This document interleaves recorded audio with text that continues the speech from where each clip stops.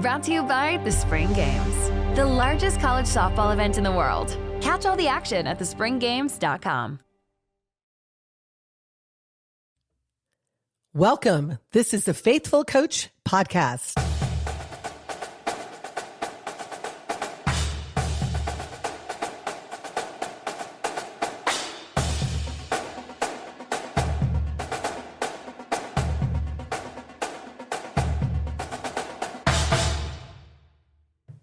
Welcome, everybody, to the Faithful Coach Podcast. I'm your host, Bob Pinto, and I am here with my most favorite co-host in the world, my beautiful wife, Dorothy Richardson. Hello, Dorothy. Hello, honey. Hi, everybody. Let's do it. Let's do it. So today, we're going to talk about a very important topic that when I started coaching, I don't ever remember anybody talking about this, but nowadays it's all over the place. It's a key buzzword. It's a key part of team, and it's culture, team culture.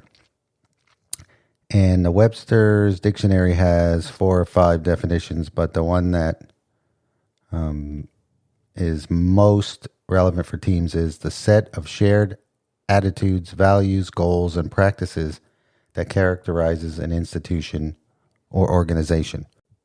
So tell us, Dorothy, after 9 years of seasons, what does the culture look like for Liberty at this time? Well, every year is different. And that's what is really exciting about it, because you have freshmen coming in or now transfers that are coming in, and it changes the dynamic. But it doesn't mean the core value of culture really changes, but the overall picture of it may. And so I thought it'd be great to share with you guys what I have really learned to do and what I think is really important. And it has been working in regards to pretty much when I follow how I believe Jesus would like us to coach and the culture that Jesus would like us to have. And so the first thing that I like to do is I make sure when we have our first team meeting that every single one of my players, and I make sure my staff knows the same, knows that I love them. I love them no matter what. And that my role is not to judge them, but my role is to be there and care for them, to help them grow into the best that they can be, both on and off the field. Talking about academics, athletics, socially, spiritually, and not necessarily in that order, because I believe spiritually is the most important. And at Liberty, at one of the largest Christian universities in the world, I do have the freedom in order to help lead that charge. But the biggest thing for me is I tell my staff and the players, like, I am not the head coach. I am a follower of Jesus Christ. He is the head coach. And for me, I follow him. And therefore, as you follow me, I want to show you Christ in what I say and do. And I also think about what are some of the things that the players are going to go through that I've seen through the years that need to be addressed right away. And I do. I talk about them. For example, at Liberty, even in the recruiting process, we're a university that does not allow drinking of alcohol, drugs, including marijuana, doesn't allow this huge party scene that a lot of people get involved in or want to be involved in when they get into college. So they know that coming in, but that doesn't necessarily mean you can't find it, right? I mean, they can go off campus. They can find that anywhere if they want to. But the question is, am I helping them and my staff in a way to realize that they don't really need those things? And when you talk about the 3 major categories of temptation, one is worldly temptations, right? That's cheating or lying or stealing. And you guys know the rest, right? We're all sinners and fall short of the glory of God. And the second thing is of the flesh, whether it's homosexuality, whether it's heterosexuality out of marriage, whatever, pedophilia, you can go on and on. We all know those, the fleshly desires and the fleshly sins of the world. And then the other is demonic or satanic. So for me, when I start thinking about what can I help to do is to help and show that I care and love for them. One is in your actions, because they definitely know that talk is cheap. So the big thing that I'll do, honey, is I'll tell them, these are things that might happen. When I meet with the freshmen first, I do that because I don't think some of the things I go over every year, the returners have to hear. But one of the big things is you're going to get homesick. That's natural. And when I bring it up with the entire team, there'll be some that raise their hands. Yes, I was there. And let those other teammates lead and share in the challenges that they've had. And that really kind of builds a bond, pretty quickly as people open up in that regards. The other thing is, like I said, I make sure that all of them know that I love them, and that every one of us, no matter what our role is going to be on the team, that there's not one role more important than the other. And how do we know that? Because we're all the body of Christ. We're all different. And each of us made for a particular reason, given certain gifts, but none more important than another. So I used to think that culture came from the top, and you'll hear people say that. So what I tried to do is to think of, okay, how am I going to build this championship culture? How are we going to do it? And you can read a lot about it, and you can do different things and try and follow that. But one thing I realized is I had a discussion with one of my players, and she was like, nobody likes me on the team. And I knew that was the case. She was accurate. And she said, nobody wants me here. And I said, well, I want you here. And she said, with all due respect, coach, I'm around them probably 80% of the time. So as much of a culture that we want, I realized right then and there, it's really about the team themselves have got to discover the culture that they want, and we can help to lead them. We can show them the boundaries of it. We can try to inspire them. But ultimately, it's going to come to them and what they're going to embrace. And the biggest thing is if you have a core that embrace in those the standards of behavior that you've identified and made very clear to them. We have a handbook that we go through, policies and procedures, the standard of behaviors, but they have to really create their own. And what are those standards? And they have to hold each other accountable. One of the biggest things that just irks me at times is when some of the players, they'll come running to me or to my staff, and they'll basically say, this person isn't doing this, they're doing this wrong, they shouldn't be doing this. But yet the question I have is, well, have you addressed it with them? And they say no, right? And it's like, well, why haven't you? And here's the big thing, you guys. If someone's afraid of ratting, that's what they say, I don't want to rat anyone out. Well, if you're going to not hold someone accountable, or if you think that's ratting them out, one thing you have to clarify the difference. But the other is, then if you're not going to say anything or try and hold them accountable, then guess what? You're going to have to live in the sewer pretty much with the rats. It's just going to take over your culture. So what is it? Do you believe in our culture enough to stand tall, stand strong? And we have to teach them how to communicate with each other. We have what's called a Flames Forum.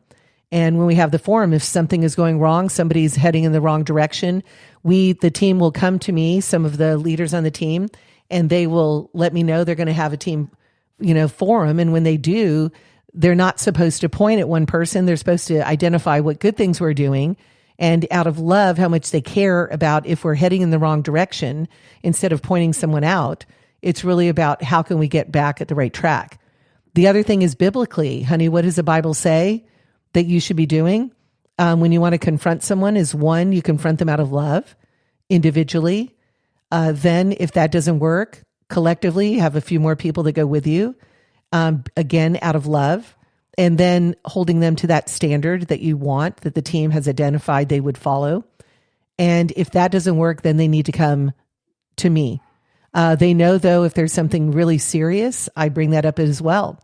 If there's something going on, and we can look at it, coaches, today, what is it? A lot of anxiety, a lot of mental concerns, mental illness potentially, a lot of things going on with anxiety. And what do we need to do? Right away, you focus before you ever get there, that if you ever need anything, this is where you can go. And it's confidential. It's okay. You can go to our athletic trainer. and she'll make sure that you see the professional that you need to see. And the other big thing, I mean, culture is academics as well, you guys, student athlete, and identify that very clearly to them that we have a director of academics who's assigned to us. And this is something that you need to not wait and let pride get in the way if you're struggling in a class, but instead, what do? You get a tutor if you need to, you find help. Don't be afraid to ask for help. It's not a sign of weakness. And with the freshmen, I definitely let them know that this is a new territory, but clarify this. Number one, you are not a freshman in softball. You have played since what year of age? And a lot of them say 6, 7, 8, 9, or 10, but you are a freshman in your academics. But that doesn't mean on this team that you do not have a voice. That's a lot of good stuff there. But I have something that's always bothered me is once the culture is established, we need the upperclassmen must carry the culture on from year to year. So as they go from freshman to sophomore to junior to senior. And that'd be great. I mean, I think the beauty is once when you can establish that, but sometimes it takes a little while to get that cycle going until you do have good leadership. I remember you talked about our first few years at Liberty. The leadership, they weren't really sure how to lead. Mm-hmm. Yeah, but we have to teach them. They have to be taught, and then the team culture has to be established.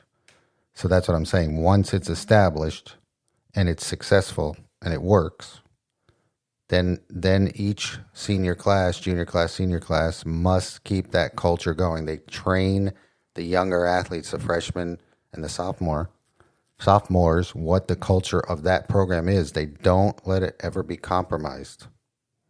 It's a sacred thing that keeps a program and keeps it going from year to year.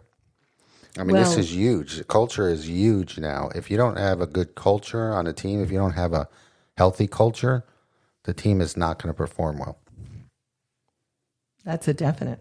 And a lot of times, and I've seen it in my coaching career, the older players, they're not good leaders. One of the best leaders we ever had was Kinsey Friesen. Mm-hmm. And she was the only senior, you guys, the only senior. And I'll never forget in honoring her and her career with us in college, it was amazing how not just the juniors and the sophomores, but the freshmen, how they responded to her. And all of them were like, I want to be a leader like you. I think that she really helped to establish a lot in the culture because she showed she cared. She was a godly woman and she put Christ first, and it's love God and love people. And that's what she did. And I think that is a culture that we try and strive to have. But you guys, talk is cheap. One thing I noticed, these student athletes are going to look at you and they're going to see how you react. I remember, and this is my philosophy, it's not about winning or losing. It's about us being the best that we can be. And if us being the best that we can be, the talent is there and we get the breaks, we'll win. It'll take care of itself. But the reality is our first year, we only won 11 games. 11 games. It was a team that we inherited, not adopted as recruiting, but inherited. And they were beautiful young women, godly women. It was amazing. But one of the things was we had to build the skills to another level. And in doing that, we lost a lot of games. And I mean, our losses were in amazing, scary ways. It was like, I cannot believe that just happened. But the point was what did they do when we were losing a lot? They were looking at us. And were we getting upset? I mean, were we throwing things? Were we yelling? No. The reality is we knew where we were at and we knew where we needed to go and we knew how to get them there. And I'll never forget the last series that we played, and it was against Presbyterian, and we won that series. And after winning that series, we're in right field, and an administrator came up, and when she got into our team huddle, she was crying, and she said, I knew you could be this good. I knew you could be this good. And it was so satisfying because we realized where we were and where we've gone. But you have to have this perspective and reality as well as to know whether you can get there and how to get there. Like when we look at to get to World Series, right? To win World Series championships, it's a pathway. You can ask anyone who's been there. It's a pathway, like you said, of leadership that has to keep that culture going and the talent moving and getting to where you need to be and knowing how to get there. And then you can live the dream. Doesn't it come down to recruiting? Recruiting. Yeah, you have to recruit character as well nowadays. You can't just because an athlete is a great player, great pitcher, if they're toxic to the team, if they have a bad attitude, then a lot of coaches will pass up on those players. And there's a lot of travel ball coaches that will indicate a player that's not a good fit. That's why, for me, one of our standards, I always say this to a coach, I'm interested in these players, but here's the question. Do they recognize that God has given them amazing gifts and talents? Are they someone who wants to compete? Are they a player that is wanting to not just see themselves at the College World Series and being interviewed after helping to win the championship game at the College World Series? The first time when I went out recruiting and I talked to a coach and I said, I'm the head coach at Liberty University. We're the largest Christian university in the world. And I'm looking for some amazing talent that can help us, get to the next level. And all of a sudden he was, oh, I have someone for you. Oh my gosh, here, you got to go. And this is where we're playing. So what happens? I go to this field. I must have drove about 45 minutes and I look and I see this player. And I mean, honey, she loved the Lord, but she really had trouble even throwing the ball from third to first. So just because you're a Christian doesn't mean you cannot be a warrior for Christ and have all these gifts and want to be able to be at that highest level. And those are players that I'm looking for who want to be a front runner, right? A blaze trailer, like a trailblazer, right? Who's somebody who's wants to do something no one's ever done before. And that's what's so exciting at the school that I am at Liberty. We've been 3 wins away from the College World Series. When is it going to be the point where we're there? All you got to do as a coach is continue to just recruit, like you said, recruit the right people that you're looking for the culture that you want, and continue to help them be the best they can be. And when the talent's there, it's going to happen. Yeah, so true. I know a lot of coaches now will watch the players, the athletes interact with their teammates. I know you do this too. You watch them interact with their coaches and their parents, and you even watch them with their parents. Yeah, I've seen athletes that I've passed up on after the game. They make their dad carry their bag, or they throw the water bottle, say, here, carry this. I mean, I've seen it all, and I'm sure you guys listening have seen a lot of that too. At that point, well, it's a no for me. Yeah, what's a big thing too, you guys? Social media. Yeah, social media is a huge problem. And, unfortunately, when you recruit an athlete, you're recruiting their parents and their family as well. And they become part of the culture. You cannot escape it because the parents always putting something in these kids' ears one way or another. Or they're posting nasty things on social media, and I've seen that with a lot of teams. I've seen it with parents on Liberty when they're supposed to be Christian, but that's a whole nother podcast for another day. But well, parents have shown me that love is definitely blind. It's amazing. They don't realize that as coaches, we're with these players every day. They're like, well, I gave birth to them and been with them their whole life. But when we were putting them all together, it's like, okay, do we want to put the worst players out there? Do we want to, and I make sure our players know that when I'm recruiting them, whether somebody is a preferred walk-on or, they're full scholarship, that doesn't guarantee playing time. We give everyone a shot.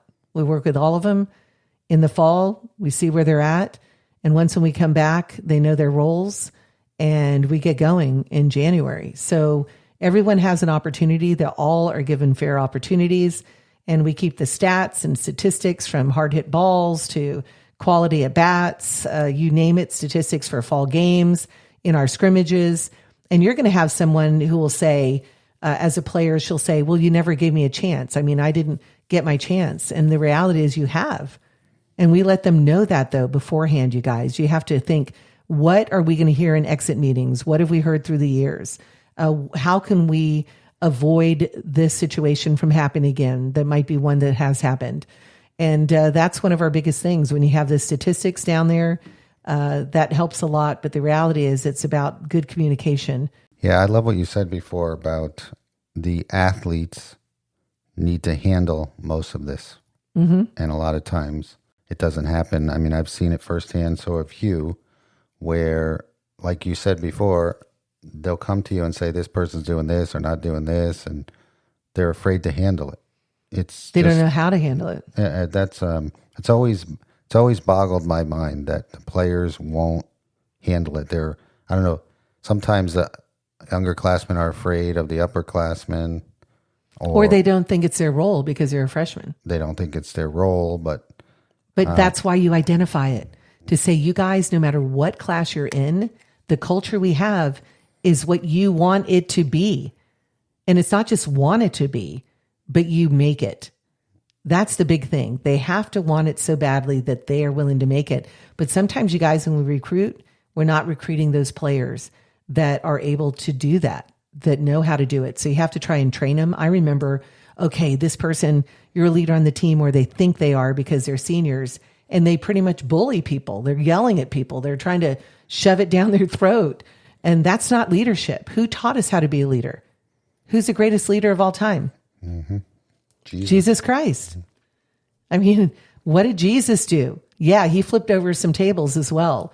What is that called? Righteous anger, I guess. Indignation. Right? But the big thing is showing what are the loving boundaries.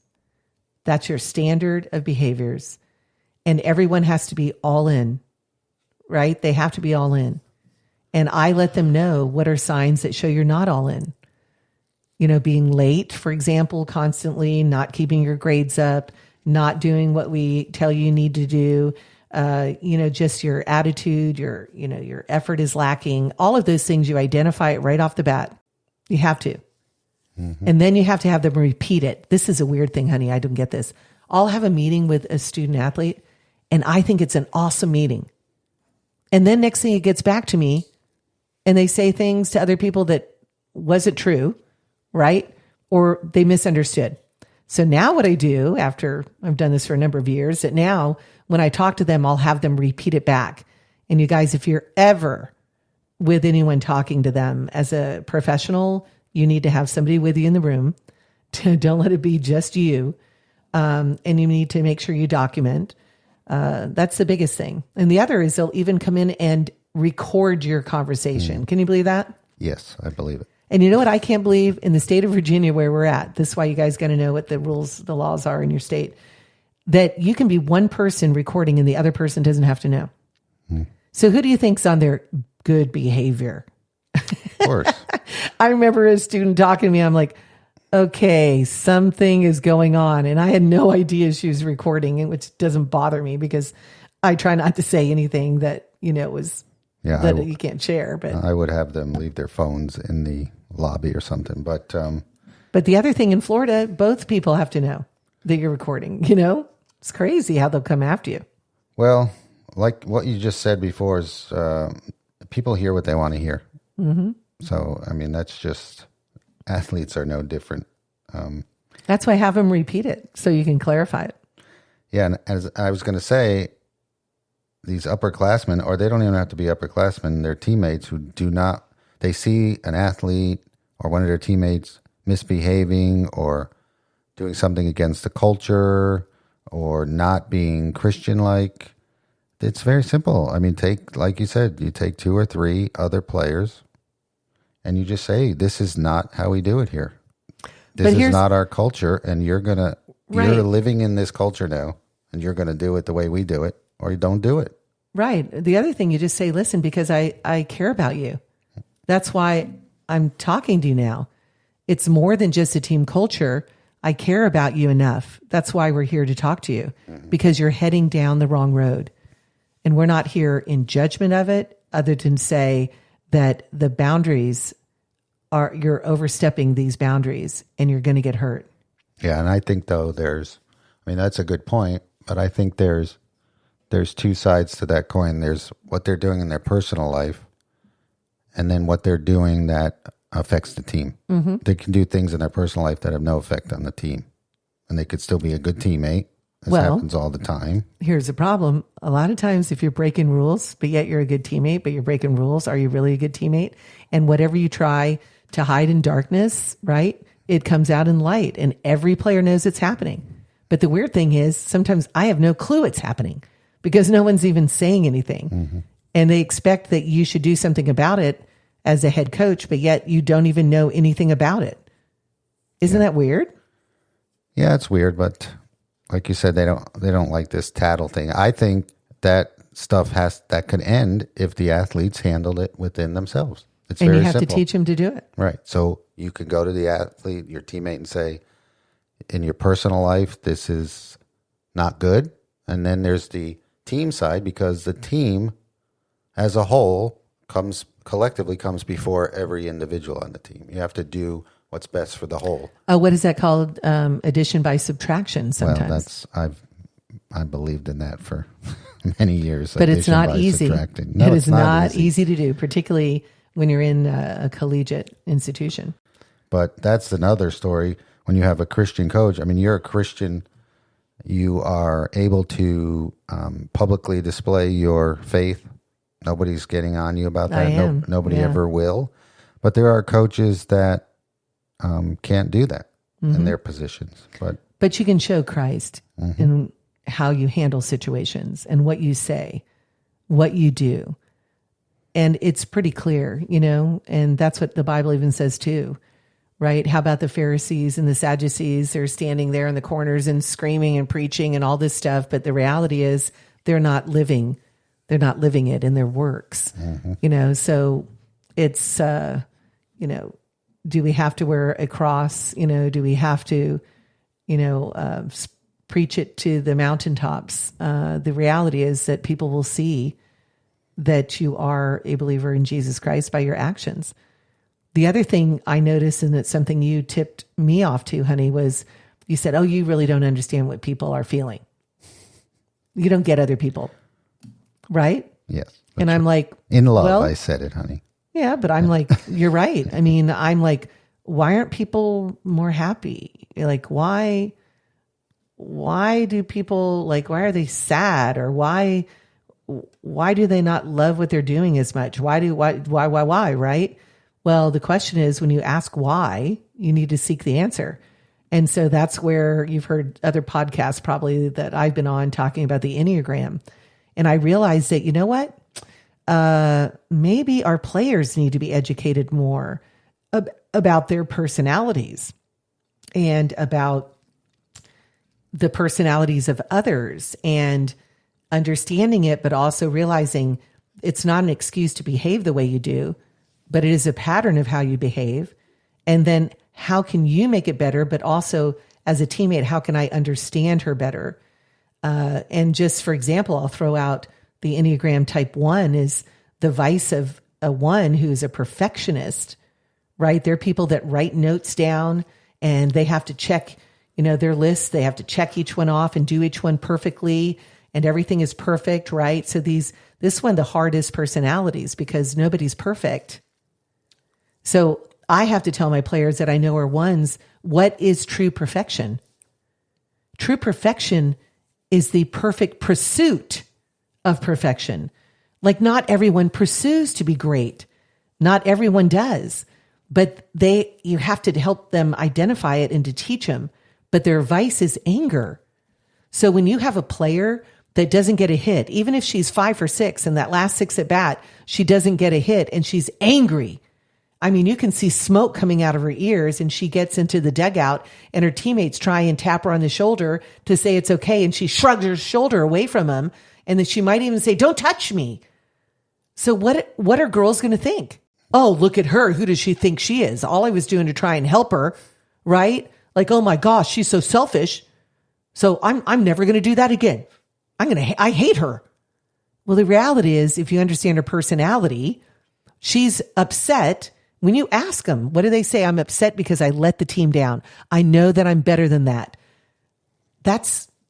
And then you ask them, well, what do you need to cool off? Just give me 2 minutes, just 2 minutes.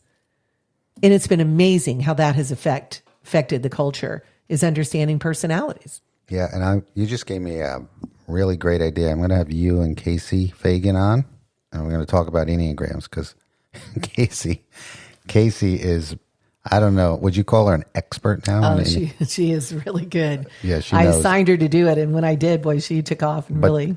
But that's a great point, because that could be that is part of culture, because every player on your team, every athlete, how many do you have? 24? 24. Every one of them has a different personality. They And might the have staff. There might be same numbers, but they're all different personalities. So, One wings this way, that way, just a maturity level, everything. yeah, that's a whole nother topic we're going to do. That's a great idea. But that brought me to the point where, like I just said, every athlete has their own personality. It's especially, I don't mean to sound mean about this, but coaching women is way different than coaching men. Way different. And I think was it Mike Andrea that said men need to play good to feel good, and women need to feel good to play good, right? So if you're not, if the feeling in the locker room is not good, i.e. the culture, it's going to be displayed on the field. And you have to teach them, don't be reactional, be rational. Mm-hmm. It's like there are all of these things you can identify, but if you keep giving it as an excuse over and over again, or something that you're displeased with over and over again, the question is, what are you as a coach doing about it? And the thing to do about it is not to be so angry and feel that you have to be all righteous and this huge disciplinary actions first. It's one about, are you showing that you're an educator? Are you treating them, identifying the problem, and helping them mature and grow into a productive adult, right? That's the biggest thing. And sometimes you should show grace. But eventually, and this again, in the very beginning, you have to set the tone, is realize that if you continue to do these certain patterns, you will be asked you will be dismissed from the team. But you have to set what those boundaries are, right? And the other big thing I tell them, you guys, the biggest thing for me, and every player knows it, is don't ever lie to me. Be honest. And when somebody is honest, I respect that. Even if their honesty means they broke the rules, I respect their honesty, and I put that into consideration. These are kids, and you look at them and you realize, wow, they look like they're grown adults, but the reality is we need to help them, and they need to know they can depend on us. And I make it clear we are here for them. As a coaching staff, we have had our day in the sun, and now it's our time to help the sun shine on them. And we're going to share our experiences to help them reach their dreams, to reach their goals. But the ultimate thing is this, you guys. It has to be team first. Mm-hmm. Has to be team first. If every player sitting in this room refuses to be the weakest link of this team, we will be great. Mm-hmm. This is a huge topic. It is, because I'm going to jump in, honey. The other big thing is they need to know you believe in them. Yes. They need to know you believe in them. They do, but sometimes that's not even enough. I've seen that too, where we talk about this all the time. You tell an athlete, these athletes want to come, they just want to come to Liberty because it's Christian, and they say they'll walk on, you don't have any money for them, and they say, I don't care. You tell them you're not going to start, you're not going to play. Then they say, yeah, I understand, I don't care. But then when they get there and they're not playing, they're not happy. It happens all the time. Yeah. Happens all the time. So that's That's why it's so difficult. You have a sport where only 10 can play at a time, and you have 24 kids. You got 14 unhappy people on the bench. Yeah. And they can tell you otherwise, but for the most part, they're unhappy. And then they're on the bench, and one's unhappy talking to the others, and then the others like, yeah, that's right. And then before you know it, it spreads. So that's what I'm saying. The upperclassmen, because we don't hear that all the time when we're in the middle of a game. So we don't always hear all the unhappiness going on. But you can see it a lot of times. You can see it. I've always had, I don't know if you call it a gift, but I can always tell when somebody was not happy about something. But it's got to be addressed by the other players. If a player's complaining to another teammate on both sides of her, then those two need to tell her to stop. Mm-hmm. But they don't usually do it. They usually join in on the complaining. Well, one of the things we have is that only 20 will travel, and we can easily make it 18. Mm-hmm. It kind of wakes a lot of the kids up. The first 2 weekends, I like in the season, I like to include everybody, but ultimately, eventually, you can only travel 20, or you can only dress out 20. So it kind of, I don't know, it just works out in a way that you recognize if somebody is not a good teammate when they're not starting, why in the world do they think if they start that people are going to want them to be a starter? It is it's a very challenging situation for sure. A team, because then you still, your coaches, you still have your assistant coaches and all your staff. Because what did you used to say? If you see your friend at your prom wearing the same dress, then the girls hold on to that forever. Yeah. They don't like guys can punch each other out and they'll be best friends the next day. Yeah. They'll forget about it, but girls heaven forbid someone wears the same dress you wore to the prom. You'll never forgive them the rest of your life. Yeah. But hey, men are from Mars and women from Venus. But the big thing is this: you have to understand it. And I can honestly say that I have a coaching staff that I just believe leadership is I tell them they're hired because I believe in them and the gifts and talents they bring. And I ask them what their passion is. And then I'm like, I assign them to what, unit coach you're going to be and what they're responsible for, and try and give them clear direction. And I give them autonomy like that. And I know a lot of head coaches don't. They have to micromanage everything, but I do not. But I tell them this, you're responsible for all this. And if you're not doing your job well, then you're going to be looking for another job. And they'll be laughing, but it's true. And they're so good at what they do, and their passion is very clear what they want to do. But the kids, it's really about, do the student athletes respect them? Are they following them? Are they listening to them? And then I step in a way to help get those certain players mechanically as well as mentally over that hump that they might need by just me observing and seeing where they're at. Yeah, and nobody's saying that anybody's perfect here. No.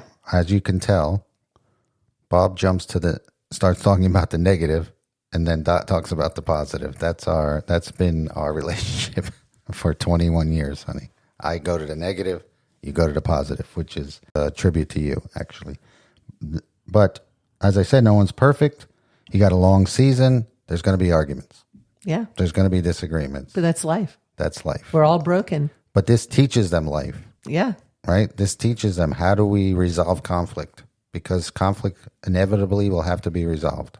So how do you guys resolve conflict amongst the teammates? We address it right away. The other thing, we tell them this: if something is private and you have this conversation that's so private to someone in a public place, don't get upset if all of a sudden other people hear it, because it's no longer private. That concludes social media, by the way. Yes. It's the thing is, you really have to rely a lot of times on your assistant coaches, because they do hear some things, and you have to be observant and then ask, if your assistants have heard anything. Or just like the other day, I just brought a player in. I just was watching her, and I just knew that something was bothering her. And boy, she was so appreciative that I called her in and asked her how she was doing, how she's feeling, what's going on, because it's not about softball. Softball is an avenue for our ministry to help these young people get to know Christ, get to know who God is, and also to help with the gifts God's given them to realize how far they can go and the difference they can make by that talent with the stage it puts them in. So I remember too, honey, you remember through the years, you look and you'll see a player and she's lost a passion. And guess what? I brought her into the room, into the office, and what do I say? Do you really want to be here? And I start slowly, sandwiching it pretty much, but ultimately, do you really have a passion anymore for playing? And you guys would not believe the answers. I was right. And they were like, no, I really don't want to. Well, why are you playing? Because I don't want to let my mom or my dad down. Mm-hmm. And so I do want me to call them because they love you no matter what. They don't love you just because you play softball. And sometimes they don't realize that. And I can think of 3 off the top of my head that's happened to in 9 years. And they were so grateful that I helped them address it with their parents, and they no longer played. And they're very successful right now, doing some amazing things.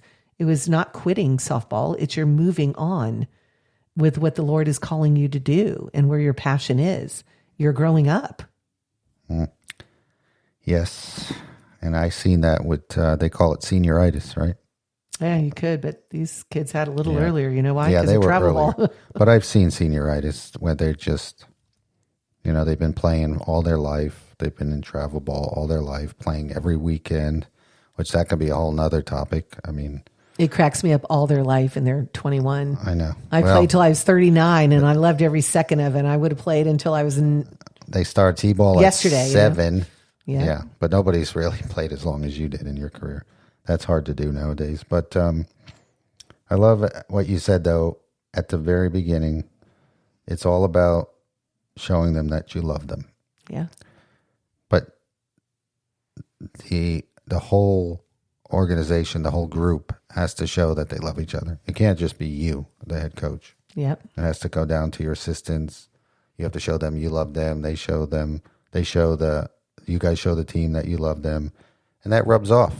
Not everybody, again, we go back to personalities. Not every athlete's going to show love the same way, or even some aren't even capable of showing love. I mean, I've seen that too. So, well, you got to know what their love language is, right? All of those things. But if you find out their personalities and you end up being a coach that is yelling at them, first of all, I'll tell you with almost any girl, not all, like I could get yelled at and it doesn't really faze me. It just makes me more determined.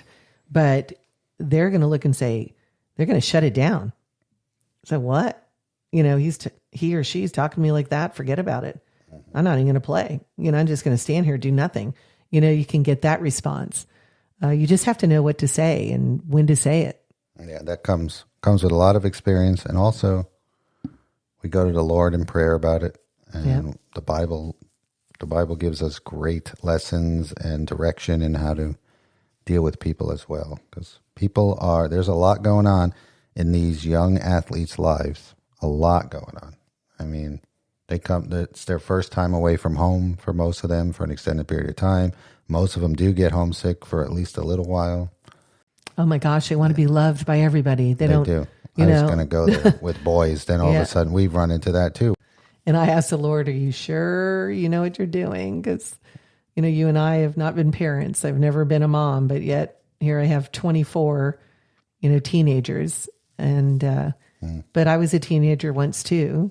But I think the biggest thing is to trust that the Lord has put you in this leadership role, whatever it might be.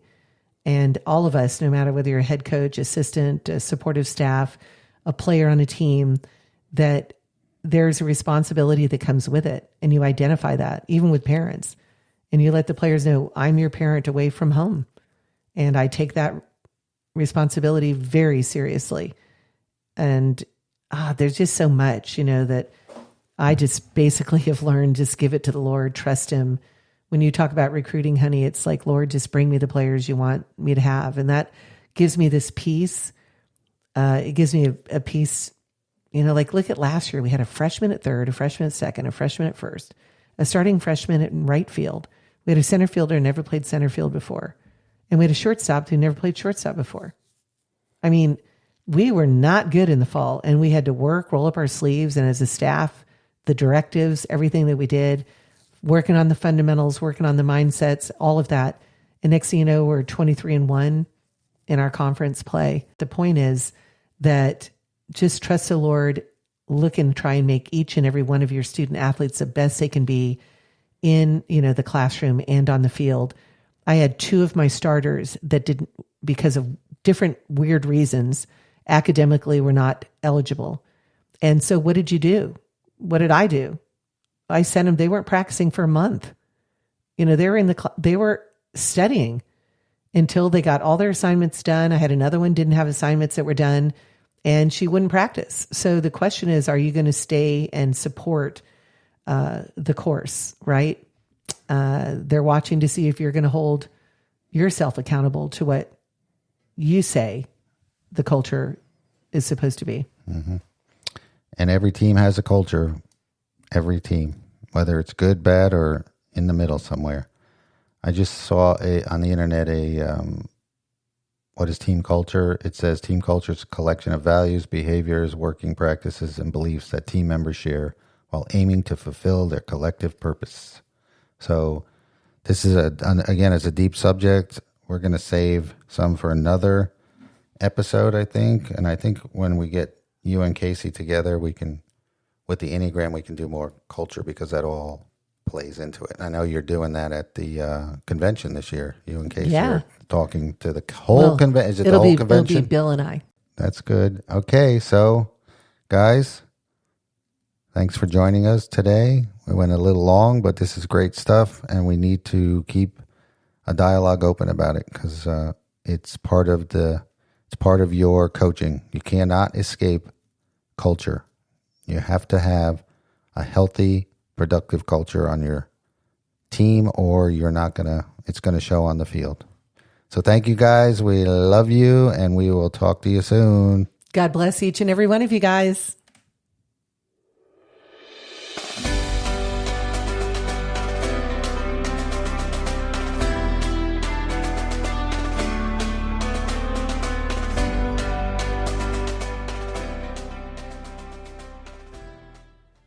Hi, guys. This is Bob Pinto, your host. You've been listening to Faithful Coach. Thank you for listening. We're so happy you're here. We're blessed to have you. We are a ministry and a podcast for, to, and by Christian coaches. We're here to encourage you, support you, teach you. We know what it's like to be Christian coaches, and we know how difficult it can be, and it's likely to get more difficult in the days to come. If you're not part of our group and you'd like to be, you can email me at bob@faithfulcoach.com. bob@faithfulcoach.com. Again, guys, thank you for listening. We hope you were encouraged today. We will talk to you soon. God bless you.